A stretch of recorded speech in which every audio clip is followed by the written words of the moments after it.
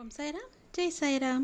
என் அன்பு குழந்தையே, உனக்கு என்று படைக்கப்பட்டது உன்னிடம் வந்து நிச்சயம் சேரும். மகிழ்ச்சியாக நீ வாழ்வாய். யார் வந்து குறுக்கே தடுத்தாலும், யார் எந்த விதமான சூழ்ச்சி செய்தாலும் அது உனக்கென்று எழுதி வைக்கப்பட்டிருக்கிறது. நிச்சயம் உன்னை வந்து சேர்ந்துவிடும். கவலைப்படாதே. நீ நிச்சயம் மகிழ்ச்சியாகவே வாழ்வாய். உன் வாழ்வில் மறுமலர்ச்சி ஏற்படும் தருணம் இது. என் மீது நம்பிக்கை வைத்து மாற்றங்களை நீ ஏற்றுக்கொள். உன் வாழ்க்கை நல்லதாகவே நடக்கும். இந்த மாற்றம் உன் வாழ்வில் மிகப்பெரிய மாற்றமாக, உன் வாழ்க்கையை மென்மேலும் உயர்த்தும் மாற்றமாக இருக்கும். நீ ஆசைப்பட்டதை உனக்கு கிடைக்கும் மாற்றமாக இருக்கும். கவலையின்றி சந்தோஷமாக இரு. மகிழ்ச்சியாக நீ வாழப்போகின்றாய். என் மீதான நம்பிக்கை எவ்வளவு உனக்கு அதிகமாக இருக்கின்றதோ அதை மடங்கு பல மடங்கு உனக்கு அந்த மாற்றங்களை நான் கொண்டு வந்து தருவேன். அது உன் வாழ்வின் மறுமலர்ச்சிக்கான தருணமாக இருக்கும். கவலைப்படாதே. தர்மத்தின் தூய வாழ்க்கை நடத்துவதால் தான் இப்படி துயரங்களை நீ சந்தித்து கொண்டிருக்கின்றாய் என்று நினைக்காதே. நேர்மையாக வாழும்போது சில இன்னல்கள் வரத்தான் செய்யும். அதற்காக வழிநெறி தவறி வாழ்க்கையை நடத்துவது உன் அழிவையே நீயே தேடிக்கொள்வதற்கு சமம். உன்னுள் இருக்கும் கவலைகளை பிறரிடம் சொல்லாதே.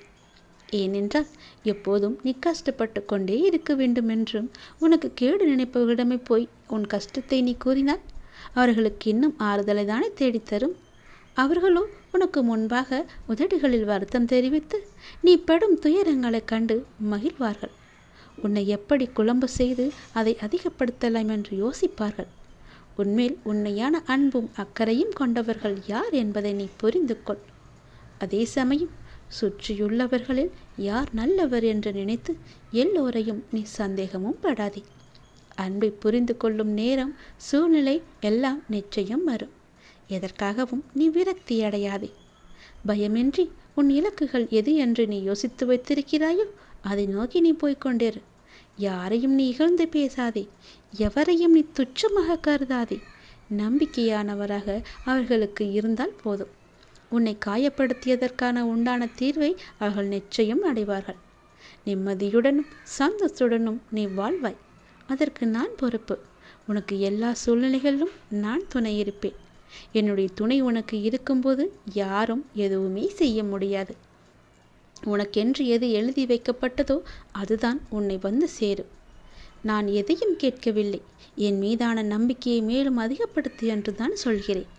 ஒருபோதும் உன்னை நான் கவனிக்காமல் இல்லை. தினமும் ஒவ்வொரு நொடியும் ஒவ்வொரு பொழுதுமே உன்னை நான் கவனித்து கொண்டுதான் இருக்கின்றேன். பயப்படாதே.